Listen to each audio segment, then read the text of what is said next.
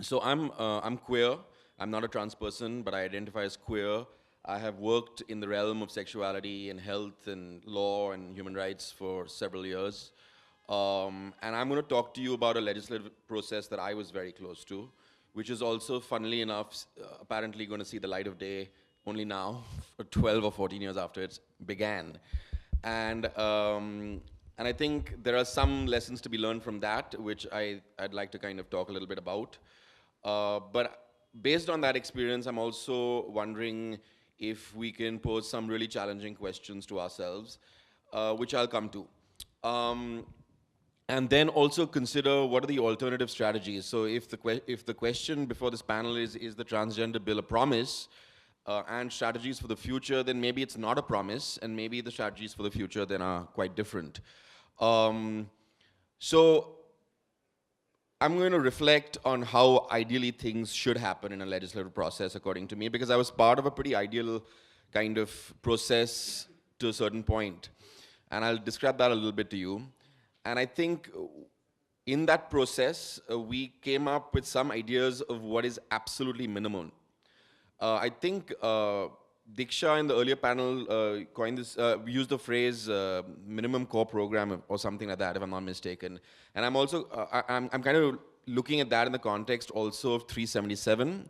And I was involved in a lot of that work too, and how the queer community, and I don't want to use other terms to describe it, came around at some point around that case and what that meant in terms of how we agree to disagree on almost everything else, but on certain things we will be willing to work together.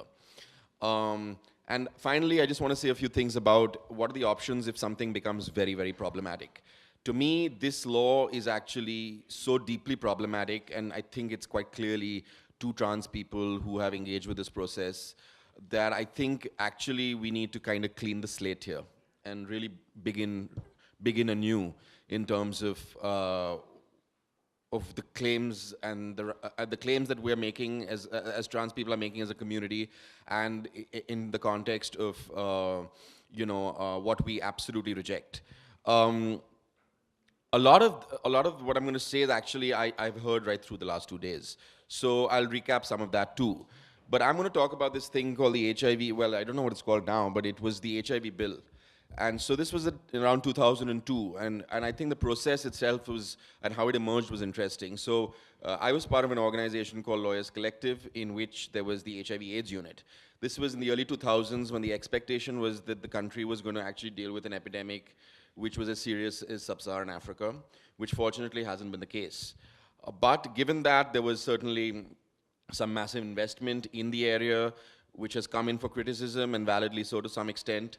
But what HIV did was also create a golden opportunity to raise a whole bunch of issues around sex, sexuality, sex work, drug use, queerness, etc., which I think many people took advantage of. But when we were asked to draft the law on HIV, we were asked actually through a bipartisan effort in Parliament. So we had the then, I think, Shadow Law Minister, Mr. Kapil Sibal, actually approach us and say, would you be willing to do this? The BJP is also on board, which was in power. So that was Atal Bihari Vajpayee's government. Of course, I don't think they had any idea of what this was going to entail.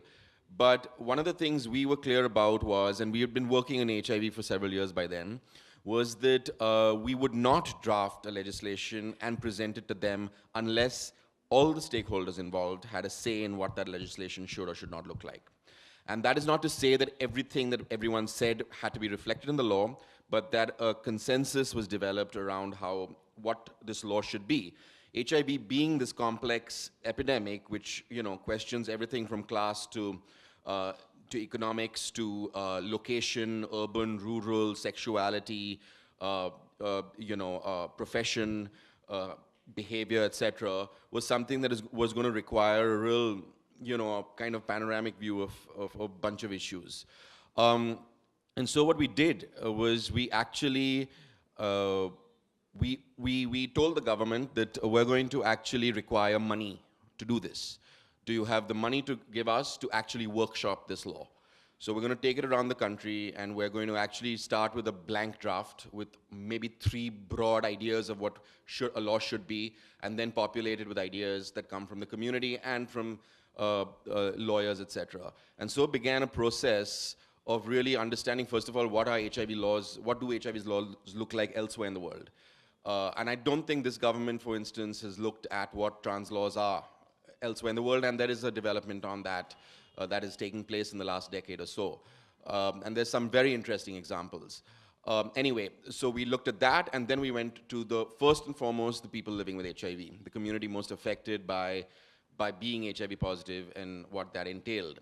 And then we opened it up to a wide variety of stakeholders, including trans folk, men who have sex with men, which was the broad terminology, I think, in the HIV context, certainly, sex work communities, drug use communities, physicians, medical councils, nursing associations, trade unions. And I think this kind of a law, actually, a trans bill has to, if you need a law, has to actually you know, traverse all those areas, because I think there's intersections in every one of these aspects. With children, actually, with young people, we actually got feedback on what the law should entail in terms of consent and when a child can give consent to healthcare treatment or prevention services, etc. So it was a really, you know, it was a wide spectrum, women's rights groups, women's feminist perspectives, so a whole bunch of things, and this took at least a year, and this took at least, I think, off the top of my head, 20-odd meetings around the country with at least 700 to 800 people. And then finally lawyers, because we wanted to test what we'd come up with in terms of constitutional validity, etc. Would it be challenged by someone and thrown out by the Supreme Court in the first instance? Or do we have our bases covered? And so what I was trying to convey here is this massive community effort. This began to be owned by a lot of people. And it finally reflected some very progressive provisions. Funnily enough, when you read this Transgender Bill 2016, you see some copy-paste from the HIV bill. It's really absurd, actually, because some of this is just obviously not thought through. It's just you know, simply kind of taken without really applying one's mind to how this might apply or might not to trans contexts. Something that I think, and I'll give you an example of what some of these substantive provisions were. So it was the first attempt really to cover the private sector within discrimination. It was also an attempt to cover discrimination, not just of HIV positive people, but of also queer people, of sex workers, of you know, sex workers accessing a health facility even if they were not HIV positive. I mean, by discriminating against them, you were marginalizing them even more, making them more susceptible to HIV. So the logic was that this covered not only people living with, but people also vulnerable too. Then there was this provision on hate propaganda, actually, which we had in the HIV law, which then got finally dropped. Consent, standards of informed consent, standards of confidentiality, access to treatment, etc. But what I really wanted to highlight, and maybe I think Bitu wasn't able to do that because of time constraints, was that we felt that, okay, this is all very well in terms of rights that you're giving people, but what's the point of rights if you can't implement those rights, if you can't enforce those rights? And so we said, let's have a really thought-through idea of how, if I'm HIV positive in a village in India, where can I go if I am thrown out by the little, you know, shop that I work in the village because of my HIV status? Or, you know, ostensibly for other reasons, but if I can show that actually it was, where can I, in the civil hospital, in the district, if I refuse treatment or treated very badly by the staff there, where can I go? Do I have to run to the Bombay High Court to seek my rights, my equality rights, which is expensive, impossible almost for anyone in rural contexts? And so how do we actually make accessible, non-cumbersome, speedy, informal, localized processes be built in to a law? And so actually what we did was and also cheap, really, because at the end of the day, the government is going to have to put money into any of this legislation. So even the trans bill is going to require money to be put in. So how do you do this in as cheap a way as possible? so that the government doesn't put off immediately by saying, oh, this is impossible for us to even invest in. We don't even put that much into the health budget. So appoint a health ombudsperson in every district. So at least at the district level, you have someone you can directly go to. That person doesn't have to be a special appointee. That person can double up already in a bureaucratic position, be sensitized around HIV and all the related issues, which of course requires some investment of time and training. But that's where at least you have to be able to make some kind of justice accessible. It should be informal so that the person doesn't have to go to the district court, which is a whole other process, hire a lawyer, etc.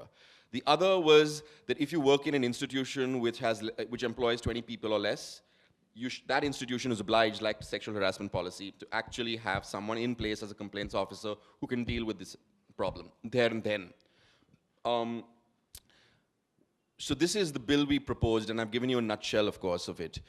But the current bill, and so funnily enough, as the Transgender Bill 2016 is being considered by government, parliament, etc., so is now an HIV 2016 bill, which is, I can't really recognize more or less. But a lot of this, which is the key to, according to me, effective legislation, because I think in India we do have good laws in many contexts, but we have hopeless implementation and impossible ways in which anyone can actually use those laws to enforce any of their rights. And I think it also, I think it's important to remember this also in the context of how the government gives itself a pat on the back when it passes social legislation, thinking, oh, it's done good for the marginalized, but in effect doesn't really do anything good because people really can't actualize any of those rights which they've been given. Now, a lot of this that I just described in terms of procedural provisions is completely missing in the bill, the HIV bill of 2016. So you don't have the complaints officer is only meant for someone with an establishment with more than 100 people. And it's really interesting because if you see the language in the transgender bill, it's exactly the same. The health ombudsperson has been just gotten rid of. So there's really no one at the local level you can deal with. All kinds of other procedures of speeding up justice are just removed. And so my view is, and I think the view of the HIV constituency as it is today, and particularly people living with HIV, is we'd rather just not have a law than have a flawed law. There is no point in having this because it's going to pretend as if we are all saved, but we're not. Let us renegotiate this, or let us really question where they're coming from and put them on the back foot so that they actually, you know, either completely withdraw this and get into a fresh discussion, because it would really not do any service to the HIV epidemic ultimately if you want to effectively deal with it. So, I mean, I think of that and then I think of this transgender bill, and of course, Bitu talked about the discrimination provision. I think Jenna mentioned yesterday about reasonable accommodation, which I believe was in the 2014 version, defined as such. Now, reasonable accommodation is also a concept that comes from disability rights. It comes from the HIV context. It's missing completely in the 2016 bill. So reasonable accommodation, as I think Jenna also explained yesterday, is, and in the HIV context particularly, and there's case law on this. So supposing I'm HIV positive, and I'm a surgeon and I do, you know, I'm in a hospital, I'm employed in a hospital, and I do very invasive procedures. And this was at a time when, you know, we didn't have the sort of universal precautions that we did. So 15 years ago, say, these concepts evolved around HIV. And I pose a risk to the patient who I'm going to do the invasive procedure with. The obligation of the employer in that case is not to sack me from my job because cannot, you know, it is to actually accommodate me in a different position where I can still serve the purpose of, you know, maybe I don't use the same skills that I've been trained to use because there is possibly a limitation in that context. But you cannot, in the first instance, stack me. You have to try your best as an employer to accommodate me reasonably in another setting in your institution.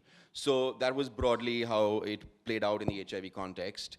And so similarly, there was some provision in the 2014 Trans Bill, but it seems to have gone now. It seems, like I said, that it's really a, you know, implementation-wise, I just don't see how a trans person who's actually affected by something that occurs to them is ever going to be able to access justice. It leaves out violence, like you pointed out. completely leaves out a massive issue. I mean, it's astonishing to me, that gaping hole in this law. And then, of course, the complex discussion of affirmative action or reservation, which was there again in the 2014 law and seems to be completely missing in this law. Now, I think that's a conversation which is, I think, needs to be passed out, and I think that's a conversation the community needs to definitely have. But I do feel at the end of the day that, you know, this is ultimately something that the community, the trans community in all its diversity, has to actually have a conversation about, as Bittu was also saying, and as a couple of others have said earlier. I do feel also that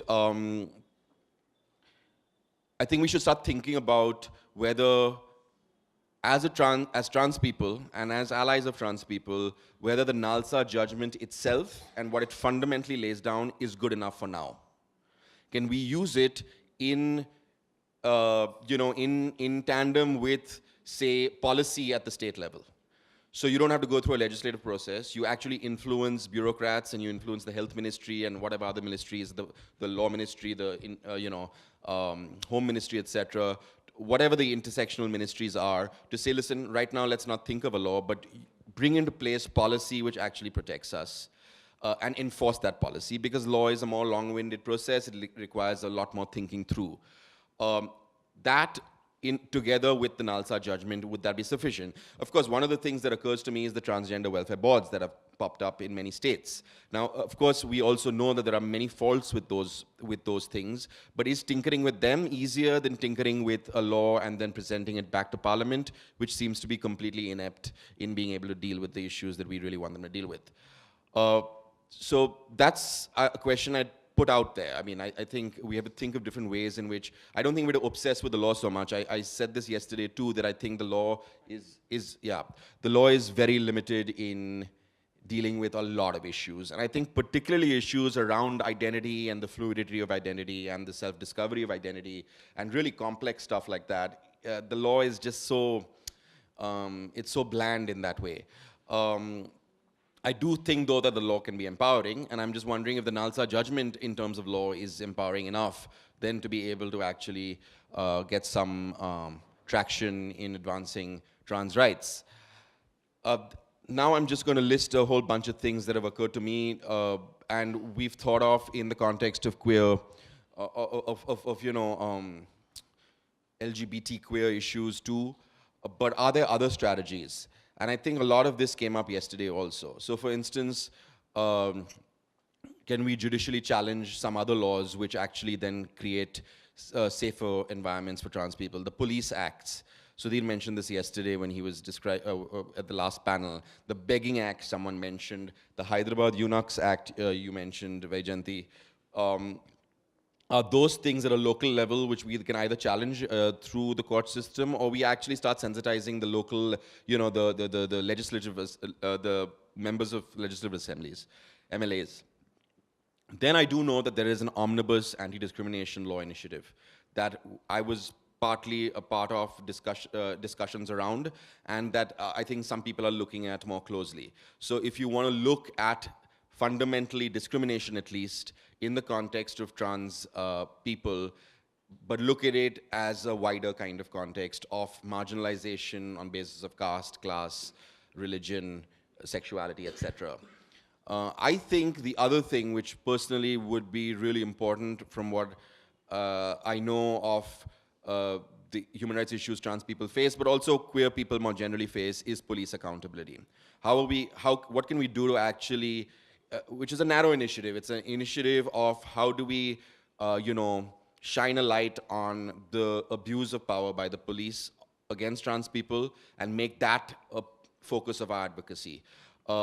According to me, even if a trans bill talks about violence and talks about addressing violence and it actually has provisions in it, it's going to do very little in terms of actually one being able to challenge police action unless there are some seriously good implementation measures in place.